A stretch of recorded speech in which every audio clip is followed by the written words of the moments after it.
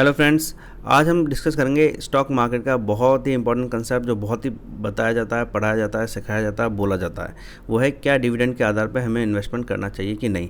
ये एक एनालिसिस पे बेस्ड है और मुझे इन्फॉर्मेशन बहुत अच्छी लगी तो मैं आपके लिए लेकर आया हूँ ताकि आप जो डिसीजन लेते हैं स्टॉक मार्केट में इन्वेस्टमेंट का उसको प्रूडेंटली ले सकें, यानी बुद्धिमत्ता के साथ ले सकें। और हाँ, मैं आपसे कहना चाहूँगा अगर आपको ये इन्फॉर्मेशन अच्छी लगे तो आप हमारे चैनल ज़रूर सब्सक्राइब कीजिएगा, लाइक कीजिएगा ताकि हम और ज़्यादा से ज़्यादा ऐसी इन्फॉर्मेशन ला सकें। और अगर आपको कोई क्वेश्चन हो तो आप हमसे पूछ सकते हैं। तो आइए शुरू करते हैं हम अपना एनालिसिस।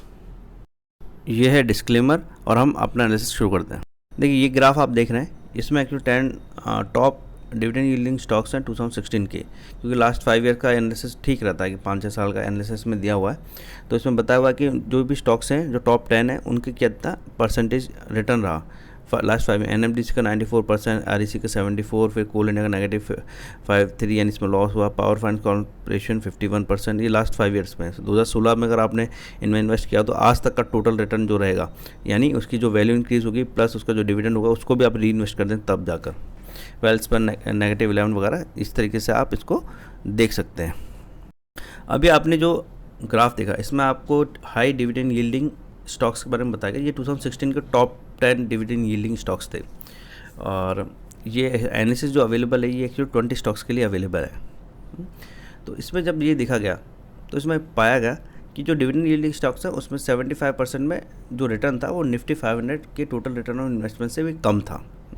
देखिए आप जब भी कोई टीवी देखेंगे, कोई टीवी डिस्कशन देखेंगे, न्यूज़ देखेंगे या कोई सोशल मीडिया प्लेटफॉर्म देखेंगे जो भी स्टॉक्स एंड इन्वेस्टमेंट के बारे में गाइड करती है, या कोई ट्रेडिंग सेशन अटेंड करेंगे उसमें हमेशा कहा जाता है कि लॉन्ग टर्म इन्वेस्टमेंट कीजिए और हाई डिविडेंड यील्डिंग स्टॉक्स में कीजिए।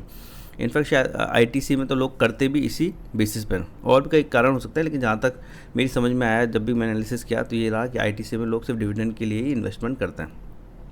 अब कितना फ़ायदा है कितना नुकसान होता है उसका मुझे लगता है कि बहुत ज़्यादा लोग एनालिसिस नहीं करते तो कुछ उनको कुछ और ही नज़र आता। और इस एनालिसिस में भी हम ये जानने की कोशिश करेंगे कि क्या डिविडेंड यील्डिंग स्टॉक्स पे ही इन्वेस्टमेंट करना कितना फ़ायदे का सौदा रहा है और कितना नहीं रहा। जब इन 20 स्टॉक्स का total return on the stocks निकाला गया है, टोटल रिटर्न बेसिस पे जब इसका एनालिसिस किया गया तो पाया गया कि इनका जो जैसे मैंने आपको बताया कि जो इन्वेस्टमेंट था वो बहुत ही मतलब रिटर्न था वो बहुत ही कम रहा। लगभग 75% स्टॉक्स यानी आउट ऑफ 15 स्टॉक्स का जो रिटर्न था वो 90% के आसपास ही था, बहुत ज़्यादा नहीं था टोटल अगर देखा जाए तो। और निफ्टी 500 के इंडेक्स के कंपैरिजन देखा जाए तो उसमें देखा जाए निफ्टी 500 का जो इन्वेस्टमेंट रिटर्न था वो 111% था सारा, अगर इंडेक्स का देखा जाए पूरे स्टॉक्स का।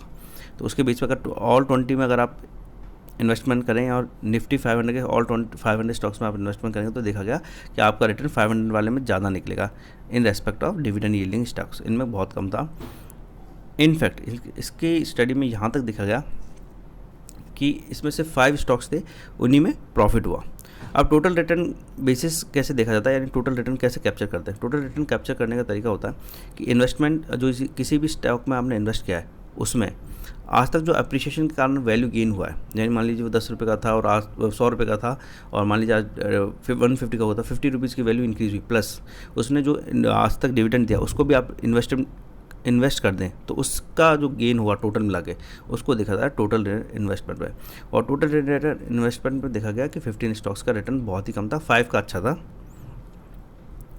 और निफ्टी 500 के इंडेक्स से भी काफ़ी कम था। Total return of this 15 stocks, यानी जो 15 स्टॉक्स थे उनका जो टोटल रिटर्न था वो जैसा मैंने आपको बताया कि वो निफ्टी 500 के जो इंडेक्स का इन्वेस्टमेंट था उससे भी काफ़ी कम था। वो सिर्फ रेंज कर रहा था -49% से 93%। इसका मतलब ये है कि कुछ स्टॉक्स में तो नुकसान भी हुआ ना, आपने जो अमाउंट लगाया वो भी एक्चुअली 49% की अमाउंट से घट गया। यानी अगर आप मान लीजिए आपने 1000 रुपये लगा दिए तो आपको 500 रुपये तो साफ़ हो गए, आपके अकाउंट में जो वैल्यू बची है 500 रुपये की बची है। कुछ स्टॉक्स में फ़ायदा था, 93% का गेन हुआ। हालांकि 5 स्टॉक ऐसे भी थे जिनमें बहुत ज़्यादा फ़ायदा हुआ, जैसे Sonata software, REC, NMDC, dash aluminium company and VST. But by and large अगर देखा जाए तो सिर्फ 25% स्टॉक्स यानी 5 स्टॉक्स में था फ़ायदा, बाकी में या तो नुकसान था या रिटर्न बहुत ही कम था। जब इनका एफडी से कंपैरिजन किया गया तो उसमें भी देखा गया कि इनका रिटर्न बहुत कोई ऐसा फ़ायदे का नहीं था। और इसके बारे में एक्चुअली हम आगे अपने वीडियो में बात करेंगे कि उस एफडी से अगर कंपैरिजन किया जाए तो जो रिटर्न था वो कितना कम था और किस तरीके से एफडी ज़्यादा बेनिफिशियल थी रेदर देन दीज स्टॉक्स। अगर हम देखें, जैसा हम पहले बात कर रहे थे कि 75% स्टॉक्स थे वही उनमें लॉस हुआ था, 5% में प्रॉफिट हुआ था। बेसिकली वो 20 स्टॉक्स थे तो 75% मतलब हुआ, 15 में कुछ खास बेनिफिट नहीं या लॉस हुआ और 5 में ही हमें फ़ायदा हुआ था। और इसमें जो सबसे ज़्यादा डिसअपॉइंट किया था ONGC स्टॉक है। ONGC बहुत अच्छी कंपनी, PSU कंपनी बन जाती है। Gujarat Mineral Development Corporation, NLC India, Greaves Cotton, G Shipping, इनमें जो थी डिसअपॉइंटमेंट हुआ कि प्रॉफिट उतना नहीं रहा जितना कि अगर हम निफ्टी 500 के जो इंडेक्स के शेयर्स हैं उसका कंपैरिजन करें तो।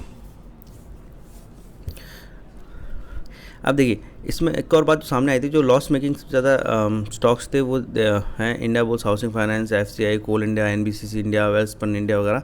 इसमें तो आपका जो पैसा था वो ऑलमोस्ट कम हो गया था, मतलब जो 100 जैसे आप 1 लाख का इन्वेस्ट करते तो 50,000 ही रह गए थे। तो इन चीज़ों का ध्यान रखने वाली बात होती है। देखिए, इक्विटी का जो इन्वेस्टमेंट होता है, हमेशा ध्यान रखने वाली बात होती है वो ये होती है कि इक्विटीज़ में हम जब इन्वेस्टमेंट करते हैं तो उसका पर्पस सिर्फ ये नहीं होता कि हमें इंटरेस्ट रेट ज़्यादा मिल जाए। जो FD वगैरह में सेविंग स्कीम वगैरह में 6-7% है, बल्कि सिर्फ उससे ज़्यादा मिल जाए। उसका पर्पस ये भी होता है कि जिस एसेट क्लास में हम इन्वेस्ट कर रहे हैं, है ना, उसमें हमें लॉस ना हो या उसका रिस्क बहुत कम हो। अब आप सोचिए कि अगर आप FD वगैरह में स्मॉल सेविंग स्कीम में इन्वेस्ट करते 7-8% तो आपको वैसे ही मिल जाएगा, है ना। और क्यूमुलेटिव देखा जाए तो थोड़ा ज़्यादा मिल जाता है, क्योंकि एनुअल बेस पे वो कंपाउंड इंटरेस्ट कैलकुलेट होता है तो उसमें आपको ज़्यादा बेनिफिट रहता है। तो उस पर्सपेक्टिव में हम देखें तो डिविडेंड यील्डिंग स्टॉक्स, जो टॉप 20 डिविडेंड यील्डिंग स्टॉक्स थे 2016 में, उनका परफॉर्मेंस जो है वो उतना अच्छा नहीं रहा। अब आगे जाकर हम देख रहे हैं तो उसमें हुआ क्या था। अगर मैं आपको जो डाटा दूं तो जो 20 स्टॉक्स थे उसमें जो रिटर्न था, अगर सभी 20 स्टॉक्स पर मान लीजिए एक तरह से आपने इन्वेस्ट कर दिया हो तो उसका जो क्यूमुलेटिव रिटर्न था वो 10.5% ही था। उसमें भी इतना परसेंटेज का रिटर्न आया सोनाटा सॉफ्टवेयर के कारण। सोनाटा सॉफ्टवेयर कंपनी जिसका रिटर्न बहुत अच्छा था, लगभग 400%, इसके कारण रहा। अदरवाइज़ 5-6 कंपनीज़ का तो नेगेटिव रिटर्न ही था। जैसा मैंने आपको बताया था कोल इंडिया वगैरह -49% तक रिटर्न रहा है। अब पैसे जो होते हैं आपके आधे हो गए। और जो FD के रेस्पेक्ट में अगर हम देखें, सोनाटा सॉफ्टवेयर को हटाते हैं तो सिर्फ 7.5% का आपको गेन मिलता है 5 साल में। अगर स्मॉल सेविंग स्कीम देखें तो उसमें भी लगभग इतना ही गेन आता है, इतना ही प्रॉफिट होता है, लेकिन वो ऑलमोस्ट रिस्क फ्री मानी जाती है और यहाँ पे आपका रिस्क मतलब पैसा भी लगा हुआ है। तो एनालिसिस सजेस्ट करता है कि dividend yield can not be the single criteria for the investment, यानी एक सिंगल क्राइटेरिया के तौर पे हम डिविडेंड यील्ड को नहीं ले सकते फॉर मेकिंग द इन्वेस्टमेंट या इन्वेस्टमेंट के पर्पज़ से। तो एक इन्वेस्टर को अब क्या करना चाहिए? देखिए, इन्वेस्टर को कुछ चीज़ों पे ध्यान देना चाहिए कि सिर्फ ट्रेडिंग प्लेटफॉर्म्स पे, ट्रेनिंग इंस्टीट्यूट में या ट्रेडिंग कोचिंग में या TV पे बता देने से कि हाँ हाई डिविडेंड यील्ड स्टॉक्स में आपको इन्वेस्ट करना चाहिए, आपको ऐसे डिसीजन लेने से पहले कई बार सोचना चाहिए। किसी अच्छे फाइनेंशियल एडवाइस की मदद लेनी चाहिए और ख़ुद भी सोचना चाहिए, क्योंकि आपका खुद का पैसा होता है। अगर लॉस में जाते हैं तो आप जाते हैं। तो किसी भी स्टॉक में इन्वेस्टमेंट करने से पहले उसमें सिर्फ डिविडेंड यील्ड ही ना देखें, बल्कि ये भी देखें कि उसमें जो अर्निंग ग्रोथ है वो कितनी है। क्योंकि हमने देखा जो टोटल रेट ऑफ रिटर्न है अगर 5 साल का, उसमें अगर हम देखें टोटल रेट ऑफ रिटर्न में, तो हाई डिविडेंड यील्डिंग की जो ना तो अप्रिशिएशन इतनी ज़्यादा हुई, ना उनके डिविडेंड इतना ज़्यादा था कि वो बीट कर रहे थे निफ्टी 500 के टोटल रिटर्न को, जो कि 111% था। अगर मान लीजिए इसकी जगह आप कोई अच्छा स्टॉक चूज़ कर लेते, मैं नहीं कह रहा बहुत स्पेकुलेटिव स्टॉक नहीं, लेकिन अच्छी कंपनी के कोई अच्छा स्टॉक आप चूज़ करते और सिवाय डिविडेंड यील्ड के अलावा और भी फैक्टर्स देखते, ग्रोथ वगैरह भी देखते, पोटेंशियल टू ग्रोथ और कैपिटल एप्रिशिएशन भी देखते, तो आपको ज़्यादा प्रॉफिट होता। तो आपको इन चीज़ों का ध्यान रखना चाहिए। इनफैक्ट जो म्यूचुअल फंड कंपनीज़ हैं या म्यूचुअल फंड्स हैं जो डिविडेंड यील्ड पे काम करते हैं, वो भी डिविडेंड यील्ड होते हैं, वो इसको सिंगल क्राइटेरिया के तौर पे लेके चलते हैं फॉर फिल्टर पर्पस ओनली। ये क्राइटेरिया है उनके स्टॉक सिलेक्शन में, ये उनका बेसिक क्राइटेरिया नहीं होता, तो इसको आप हमेशा ध्यान रखिएगा। और जो सबसे ज़्यादा इंपॉर्टेंट बात है, ध्यान देने वाली बात है, वो है डिविडेंड पे आउट रेशियो।